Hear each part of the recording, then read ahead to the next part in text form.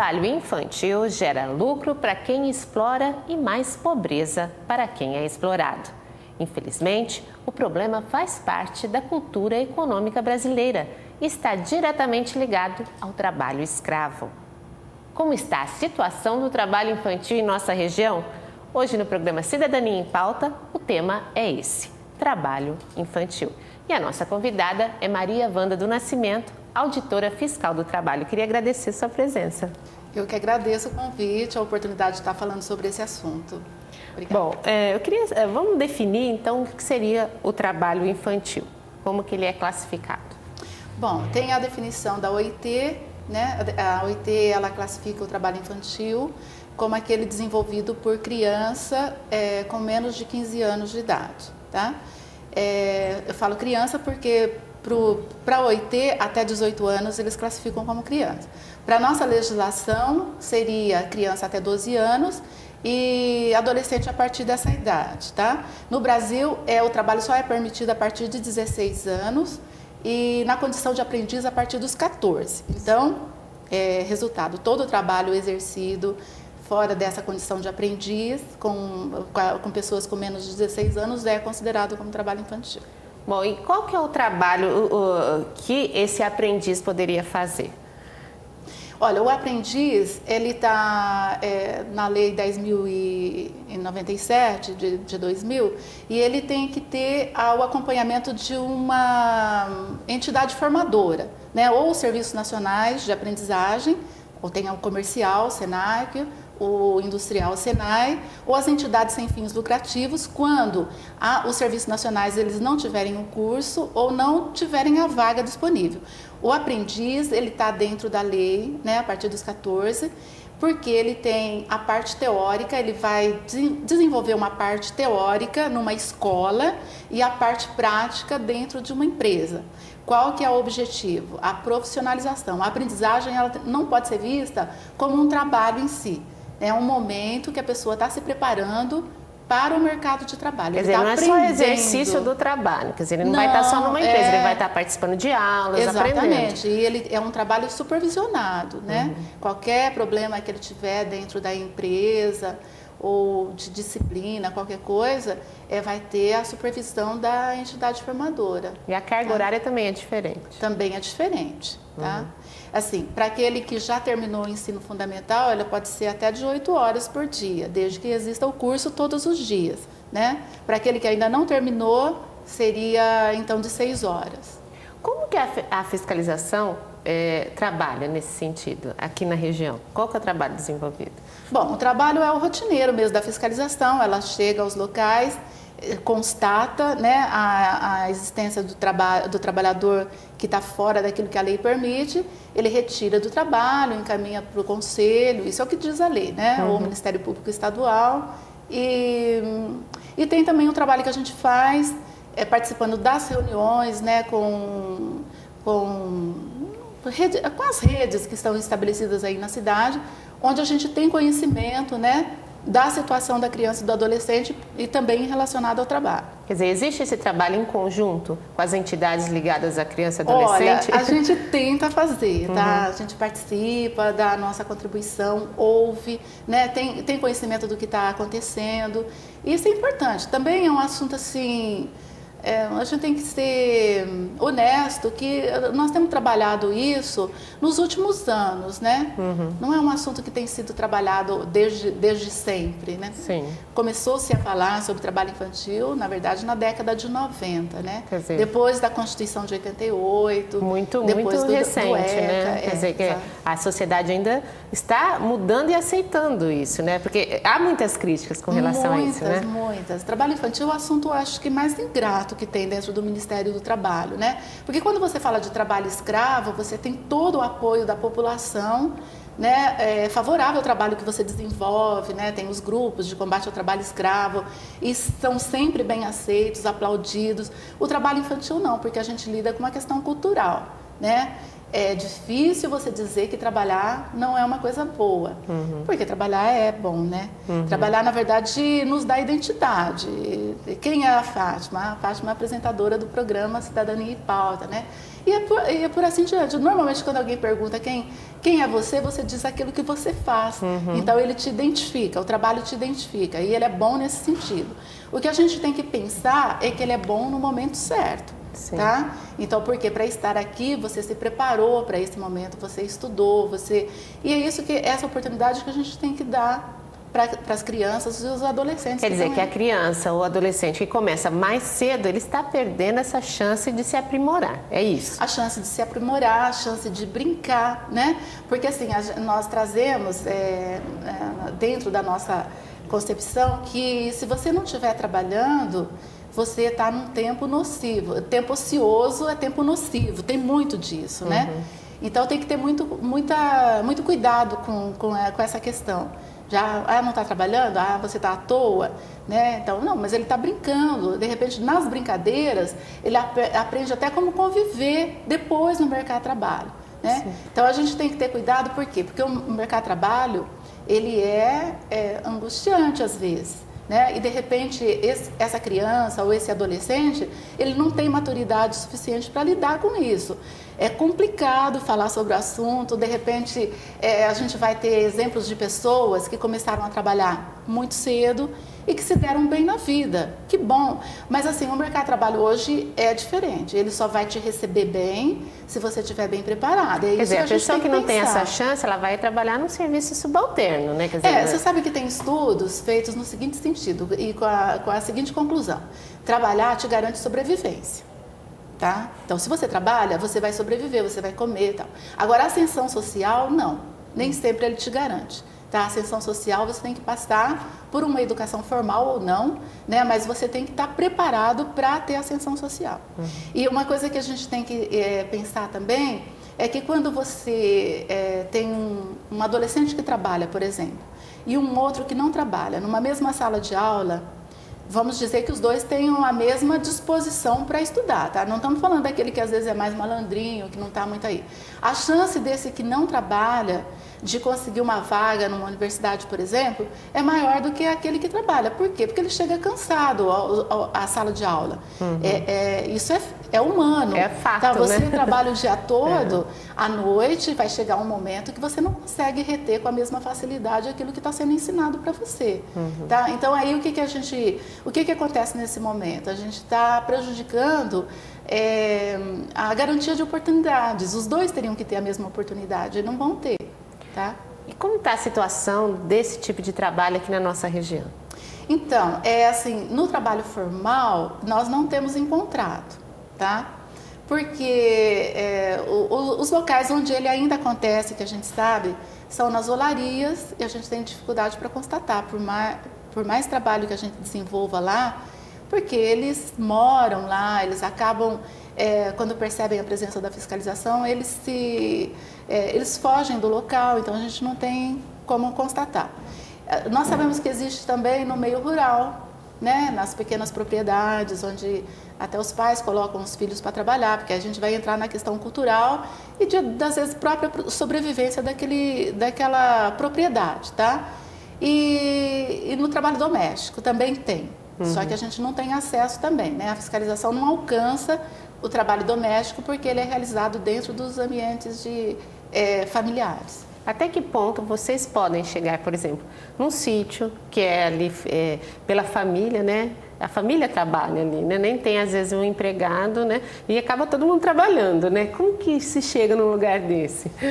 Olha, sinceridade, não se chega. Não se chega. Mas é possível. É diferente do trabalho doméstico, tá? O trabalho doméstico aí a gente já não tem como entrar na residência das pessoas, porque a casa é asilo inviolável, né? Agora, numa propriedade rural, sim, a gente até...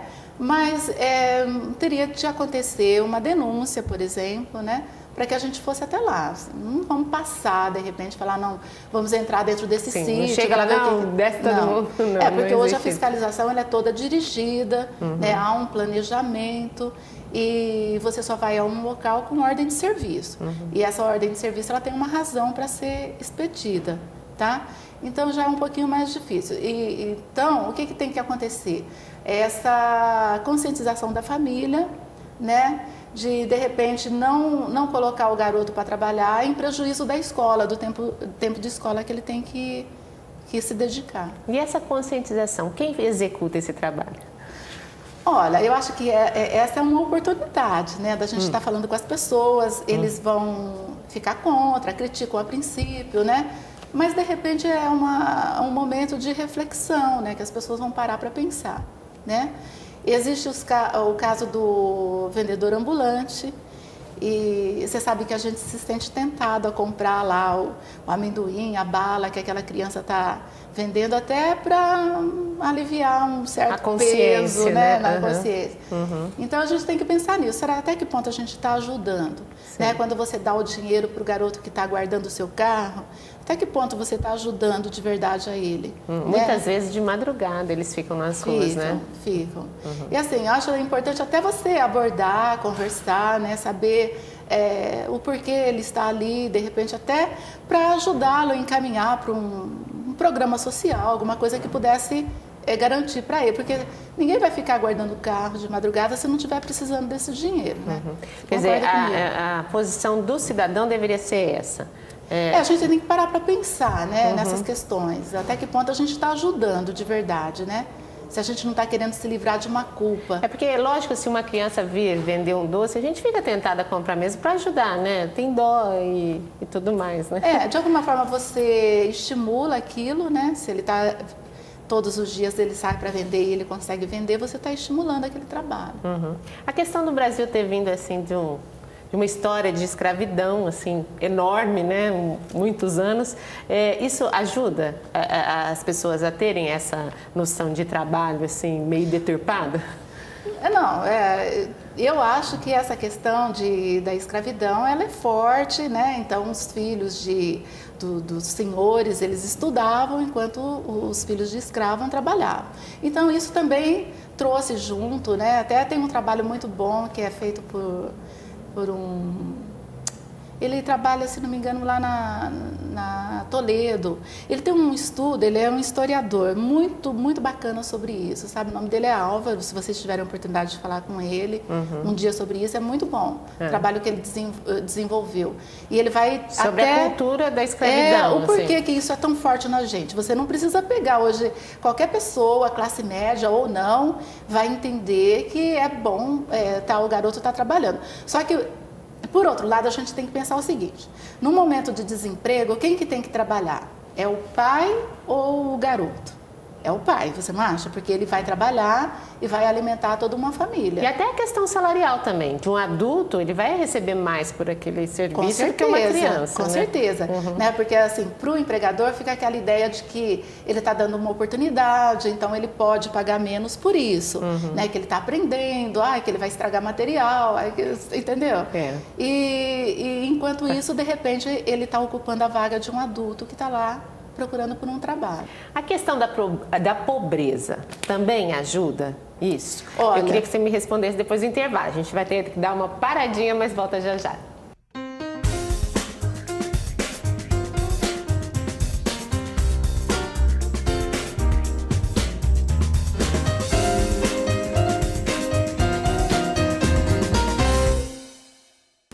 Tem dois jeitos de conter as mudanças climáticas.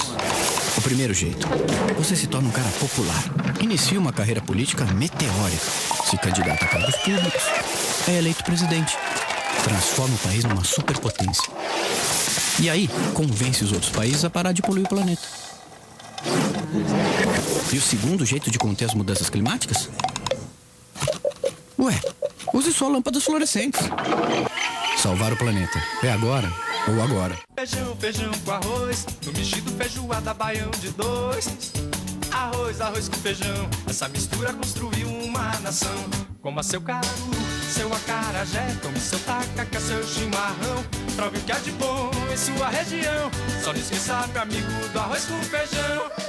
Coma feijão com arroz. Feijão com arroz é Brasil que dá gosto. Uma campanha, Ministério do Desenvolvimento Social e Combate à Fome. Brasil, um país de todos. Essa mistura construiu uma nação. Feijão, feijão com arroz, no mexido feijoada baião de dois. Arroz, arroz com feijão, essa mistura construiu uma nação. Coma seu caruru, seu acarajé, tome seu tacacá, seu chimarrão. Prove o que há de bom em sua região. Só não esqueça, meu amigo, do arroz com feijão. Coma feijão com arroz. Feijão com arroz é Brasil que dá gosto. Uma campanha, Ministério do Desenvolvimento Social e Combate à Fome. Brasil, um país de todos. Essa mistura construiu uma nação.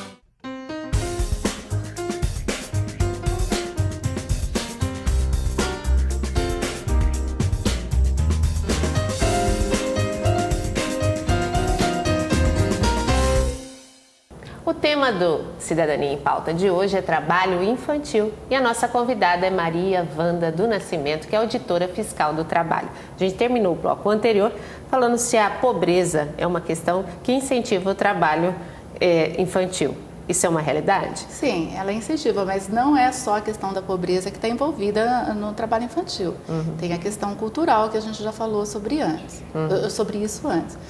A pobreza, na verdade, né, é uma questão de sobrevivência e trabalhar, tem que trabalhar porque senão não come, então ela incentiva. Mas não é o fator predominante, vamos dizer assim, tá? Tem a questão de... aquilo que a gente já conversou antes, trabalho ou prisão, né? Se você não estiver trabalhando, você está preso. Então, se você não estiver trabalhando, você pode virar bandido. Então, isso é muito forte na cabeça das pessoas e é um dos fatores também que estimula a aceitação, né, do trabalho infantil, os que defendem o trabalho infantil. A escola seria um lugar ideal, então, para desmistificar isso, então. Ensinar as crianças desde cedo a importância da educação. E até com os pais também, né? Um trabalho de conscientização com os pais, né? Sim, com certeza. O que eu penso é assim, às vezes é combatido por algumas pessoas que entendem que não basta a educação, mas eu penso que a educação é o caminho para se resolver, para solucionar essa questão do trabalho infantil. Quer dizer, não se chegou assim, ó, a partir de hoje até 16 anos não é legal trabalhar. Quer dizer, teve estudos para se chegar a essa conclusão, né? Isso.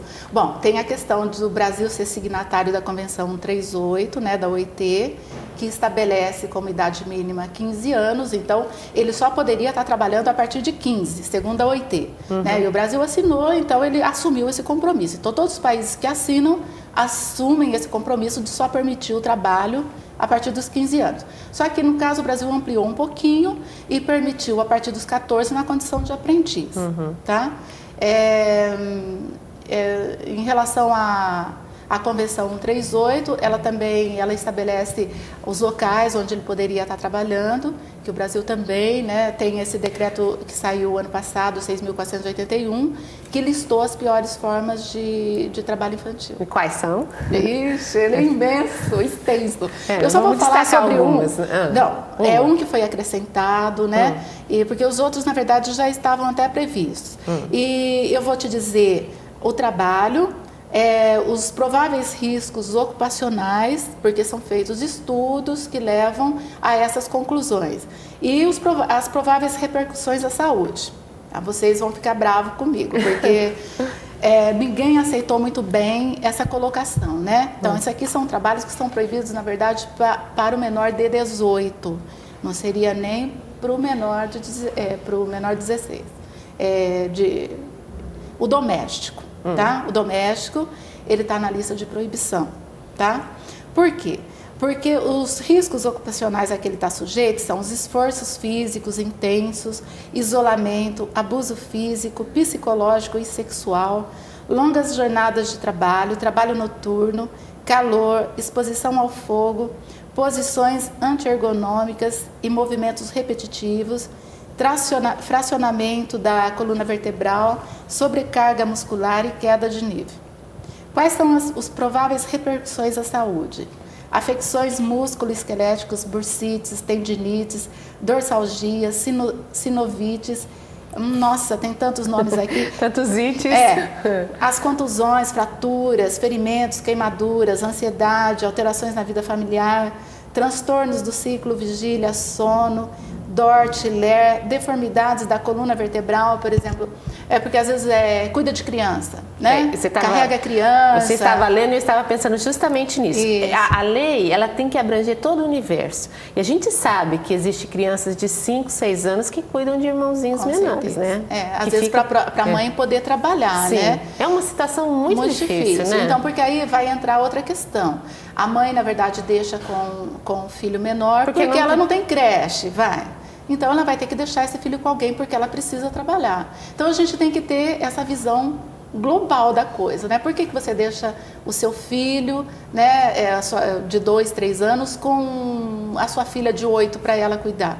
Porque você não tem onde deixar o de 2, né? Então, tem isso também. Quer dizer, o Estado tem que estar preparado também para até que a lei valha, né? Sim, tem que estar pensando nisso, né? Tem que estar se organizando para que esse tipo de problema seja solucionado.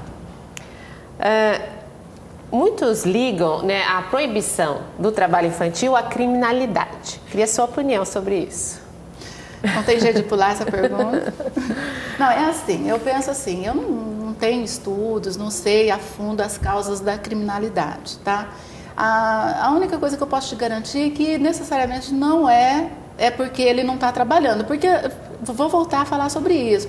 Você não pode deixar só essas duas opções para o indivíduo, ou ele trabalha ou ele é bandido. Né? Assim, trabalho versus prisão. Você não pode deixar, você tem que deixar uma outra alternativa para ele. Né? Então, é um momento que ele tem que estar se preparando para o mercado de trabalho, ele tem que estar estudando, ele tem que estar se profissionalizando. Né?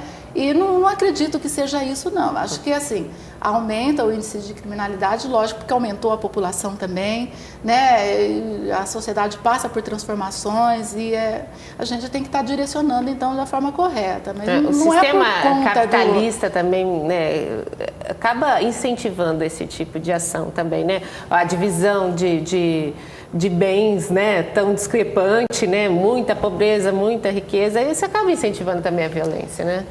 Não, eu vejo assim, você vive numa sociedade que te chama para consumir a todos os minutos, né? Você liga a TV, ela está chamando você para consumir alguma coisa, um produto. E de repente você não tem dinheiro para aquilo, né? E você quer arrumar o dinheiro. Vamos voltar a falar sobre o guardador de carro. Vamos. Então, outro dia eu vivia uma seguinte situação. Tinha um garoto guardando o carro, eu cheguei e ele quis guardar o meu carro. Aí eu tinha ido almoçar. No retorno, eu comecei a conversar com ele e perguntei para ele desde que hora que ele estava ali. Ele estava tipo 10h30, ele tinha chegado, era quase 1h da tarde e ele tinha ganhado, eu perguntei quanto que ele tinha ganhado. Ele tinha ganhado R$10 naquele momento que ele ficou ali. Aí eu te pergunto, para um cidadão comum aí, é fácil ganhar R$10 em 2 horas de trabalho? Não. Tá. Aí ele cresce, ele vai conseguir ganhar R$10 em 2 horas de trabalho? Não. Então a gente tem que pensar nisso também, entendeu? Até que ponto você está incentivando que ele permaneça, porque aí ele vai ter que achar uma forma de ganhar esse dinheiro, não vai? Então isso pode até estimular a ir por um outro caminho. E por outro lado, o consumismo ali, né? Se ele não for... O tempo todo, e né? outra coisa, você sabe onde que ele ia usar o dinheiro? Numa lan house. Então. Tá? Então, porque assim, vai ligando, né? As coisas vão ligando. Ele quer também participar daquele universo, ele quer acessar o computador. Então, ele acha um jeito de ganhar dinheiro para isso. Eu queria saber qual a diferença do trabalho explorador e proibitivo. Não, o proibitivo é aquele que está na lei, né? Por exemplo, assim, a lei ela lista, né? Essa lista que eu trouxe aqui, por exemplo, é para o trabalho que é possível, né? A partir de 16 anos é possível estar trabalhando, não é? Só que nessas atividades que ele lista, ele não pode estar trabalhando. Então, esse é um trabalho proibitivo. Ele não pode estar numa serralheria, por exemplo, porque tem máquinas perigosas. Até os 16 anos ele não pode trabalhar, né? Até os 16 ele não pode trabalhar. A partir dos 18, de 16 a 18, ele poderia trabalhar. Só que esse trabalho na serralheria é proibitivo para ele. Ele só pode trabalhar numa serralheria, numa usina de álcool a partir dos 18. Tá? Então, esse é o trabalho proibitivo. Certo. E o explorador, né, o próprio nome já diz. Surgiu uma polêmica na TV, né, com relação ao trabalho dos atores mirins, né, dos apresentadores mirins. Como que você vê essa questão? Olha, isso está sendo discutido, até eu fiz uma pesquisa, tem um projeto de lei no Senado, né, para regulamentar isso daí. Porque assim, Existe no ECA e na convenção, uma convenção da OIT, que diz que o trabalho cultural pode ser desenvolvido. Tá? Então, em relação aos atores mirins ou jogadores de futebol, não sei o que, entra como atividade cultural. Tá? Aí, o juiz da Vara Infância e Juventude ele pode dar uma autorização, né, verificando alguns pressupostos lá, que é a carga horária, ele está frequentando escola, né, ele garantiu os momentos de lazer para ele poderia estar desenvolvendo esse trabalho cultural. E existe também uma condição de que aquele dinheiro não seja importante para a família, é o dinheiro que ele recebe. Sim. Mas, assim, na prática, a gente sabe que eu não é acho isso que assim, que acontece, até né? esse tipo de trabalho tem muita pressão, né? Por exemplo, um ator, ele Olha, sofre uma acredito pressão que muito sim, grande, né? Porque ele tem que decorar texto, ele tem que estar... vai contracenar com pessoas que, de repente, pode não compreender aquele momento dele, porque ele vai esquecer, não é fácil estar diante das câmeras, eu que digo. Bom, a questão da Bolsa Família veio ajudar a diminuir a questão do trabalho infantil? Bolsa Família é um programa de transferência de renda, né? Mas, assim, ele ajuda como um todo. Mas, assim, para o trabalho infantil, para o combate ao trabalho infantil, o melhor programa, ao meu ver, é o PET, que é o Programa de Erradicação do Trabalho Infantil.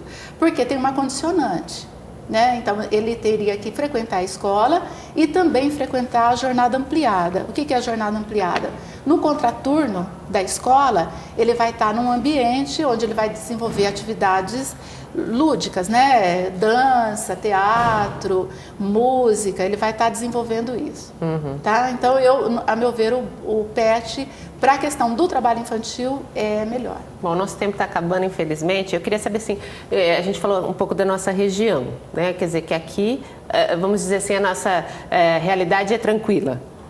Olha, eu fico até feliz com isso, mas parece que sim, tá? Até nos últimos mapas aí, Araçatuba ou as cidades que compõem aqui, ela não tem aparecido, né? E com relação ao Brasil? Não, o Brasil ainda tem, bastante. Está saindo aí uma estatística nesse mês que eu vi, da PNAD, né? Só que nós até então estamos trabalhando com um número de 2.800.000, né? E a grande maioria está no Nordeste. 47% desse número de crianças a partir de 5 até 15 anos estão no Nordeste. Quer dizer, muita criança está trabalhando. Muita E o que o cidadão deve fazer com relação a isso? Qual o posicionamento que nós, sociedade, devemos ter? Bom, eu acho assim, parar para pensar, né? Esse programa, por exemplo, ajuda nessa questão da conscientização. E se ele se sentir e achar que de verdade o trabalho infantil prejudica o desenvolvimento de uma criança ou de um adolescente, a partir do momento que ele tiver conhecimento, ele deve procurar, né, os órgãos do Ministério do Trabalho, fazer uma denúncia, ou de repente o Conselho Tutelar, que acaba encaminhando para a gente, né, para tentar resolver. Bom, diante da sua experiência, o trabalho infantil não é uma coisa legal, então? Não é. Decididamente não é. A gente trabalha com isso e até um determinado momento da minha vida, também pensava como a grande maioria da população, né? Que o trabalho só enobrece. Dignifica, enobrece e tal. Mas aí depois você vai vendo que sim, o trabalho enobrece, claro, mas ele tem que acontecer no momento correto. Eu queria agradecer mais uma vez a sua presença aqui. Obrigada, espero ter contribuído aqui para o pensamento, para a conscientização das pessoas. Isso. Com certeza sim. Eu agradeço também a sua presença aí em casa e espero você no próximo programa. Até lá.